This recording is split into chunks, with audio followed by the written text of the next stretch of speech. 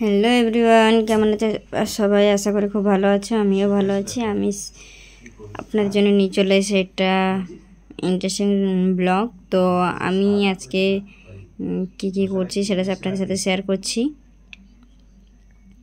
তো প্রথমে আমি রান্নাঘরে চলে এসেছি রান্না করব বলে, যেহেতু রাত্রিবেলা আমার রান্না থাকে না, তো আজকে ছিল, তাই ভাবছি একটু রান্নাটা করে নিই। তো যত তাড়াতাড়ি রান্নাটা হয়ে যাবে তত তাড়াতাড়ি ভালো। সেই কারণে আমার একটু আবার গান শুনতে খুব পছন্দ হয়, তাই আমি গান করতে করতে নাচ করছি আর রান্না করছি। তো চলুন ভিডিওটা শেষ পর্যন্ত দেখুন। যদি ভিডিওটা ভালো লাগে তাহলে লাইক কমেন্ট শেয়ার অবশ্যই করো।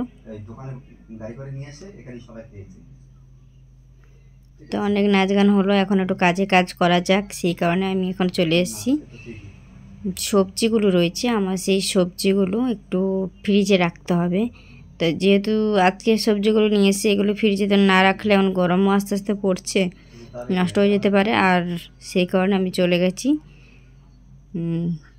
ফ্রিজে ট্রেটা আনার জন্য।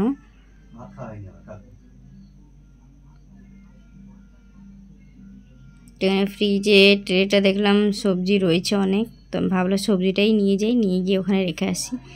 সেই কারণে আমি এখানে সবজির থলিটা নিয়ে নিলাম, নিয়ে চলে গেলাম ফ্রিজে রাখার জন্য। তো এখানে আমি চলে এসেছি ফ্রিজে সবজিগুলো রাখবো বলে।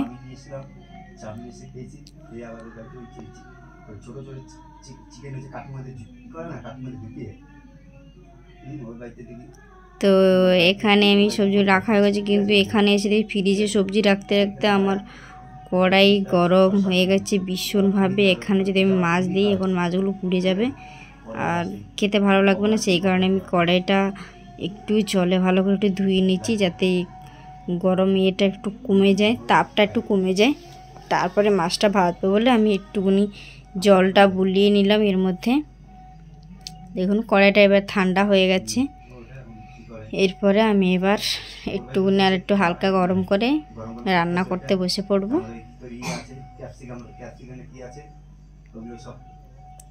তবে আমার এই ছোট্ট একটা ব্লগ কেমন লাগলো কমেন্ট বক্সে অবশ্যই বলো।